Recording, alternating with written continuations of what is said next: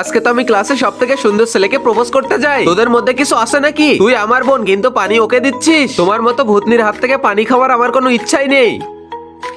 এই নে ভাই 200 টাকা, আর ওকে আমাকে বয়ফ্রেন্ড বানাতে সাহায্য কর। আরে এই টাকায় তুই তো আরেকটা বয়ফ্রেন্ড পাবি। এবার তো আমি সবের মালিককে ইশারা করি। আরে একটা পেন্সিলের দাম 1000 টাকা কিভাবে? তিয়ান, মনে হচ্ছে তুমি আমার বিলও দিয়ে দিয়েছো। তোমার নাম্বারটা দাও, আমি পরে তোমাকে ট্রান্সফার করে দেবো। এসব তো আমি আগে থেকেই জানতাম, তাই তো এখন আমি পেমেন্টই করিনি।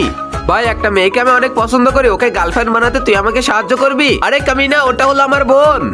তিয়ানের পিছনে তো অনেক মেয়ে লেগে আছে, কিন্তু ওকে তুই বয়ফ্রেন্ড বানাতে পারবে? একটা আইডিয়া আছে আমার কাছে। আরে তাহলে তাড়াতাড়ি বল, তার জন্য তোকে মোটা টাকা দিতে হবে। আগে কাজ সম্পূর্ণ কর। ওই দেখ তিয়ান আসতেছে। এই মেয়ে, তুই আজকে বিল্লু ডনের সাথে পাঙ্গা নিয়েছিস, তোকে তো আজকে শেষ করে দিব। এই শয়তান, তোরা তো সাহস কিভাবে হয়, যিনি আমার গার্লফ্রেন্ড ওর কাছে আসিস তুই? যখনই তিয়ান ওর কাছে আমাকে টানে তখনই তো ওকে আমি ভালোবেসে ফেলি। তিয়ান, তুমি কি আমার বয়ফ্রেন্ড হবে? যিনি, আমি তোমাকে অনেক ভালোবাসি।